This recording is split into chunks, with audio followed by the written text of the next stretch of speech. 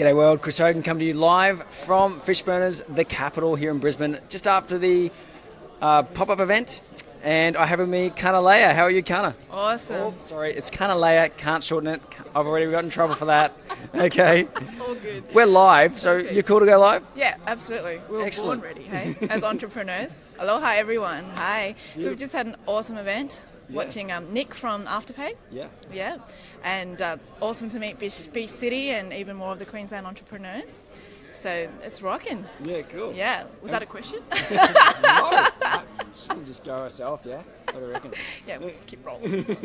Where are you from, Kana Leya? Born in Hong Kong. Yeah. Bay of Nine Dragons, where Bruce Lee comes from. Yeah, right. Yeah. Western Sydney, grew up there.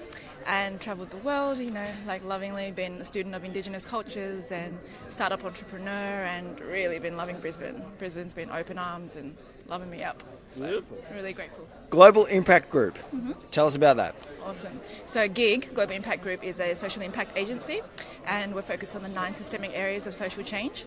So once each of the levers of these 9 systemic areas get knocked up, then we have next gen of social impact and how the world is going to rock and roll. So one of our first iterations of that is called World Bridges.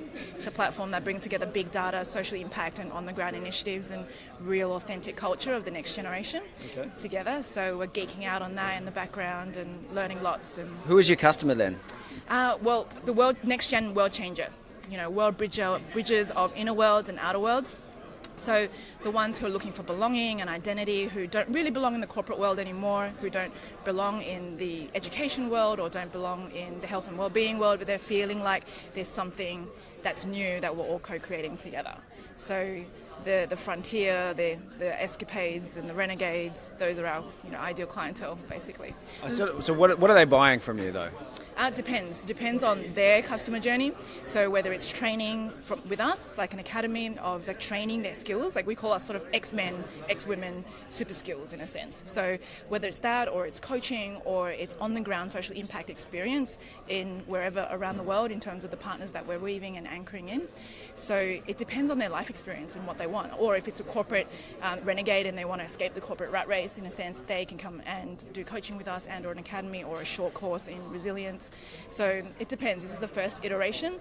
The next gen iteration is creating like partnerships with awesome organizations like UN and creating the big data, like real back engine of measuring what's out there in terms of social impact. And then how we can log into the app that we're creating in the platform within 3 seconds and then acknowledge the skills that you have, where you are, and then how we can impact positively the world and then be rewarded for it. So it's sort of like reward points, and then it tracks into your daily and annual, we call it an annual purpose return instead of an annual tax return. So it's really honouring like the good work that you've done for the world and with the world throughout the year rather than just seemingly what's out of pocket. So it's the whole different like ecosystem basically. So what problem do you feel like you're solving for the world? Or because I can see that it's a big problem, like you're looking to solve a big problem, but what is that problem that you're solving? So in essence, we've always been unabashed about world peace, about embodying and anchoring in the realizable and measurable product and solution to world peace. So that's why we love aligning with UN and their 17 SDG goals, Sustainable Development Goals. So on that note, it's a macro level, but also it's the balance within each of us as contributors and citizens of the world. And then from that space, how do we then embody and share and anchor in world peace across all the different systems? So whether it's education system or financial system or the legal system or the tech or enterprise system, it's about co-creating new frameworks. And so I'm hoping that I'm answering your question. Yeah. Okay. So what does world peace mean to you? What's one facet that somebody can take away and go, that like, how can people start implementing, world peace, like the goal for world peace into their lives today? What does world peace mean to you? So, great questions, by the way, Chris. So world peace innately to me is balance.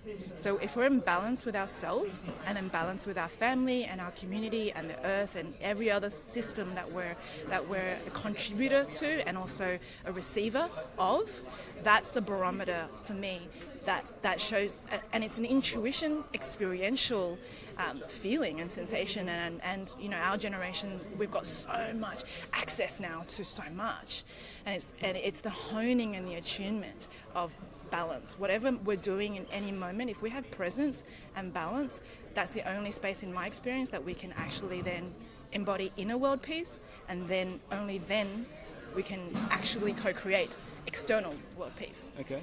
So balance then, if we focus on balance, what is, okay, some people would say they're out of balance because they've got the work-life balance wrong, or their diet's out of balance.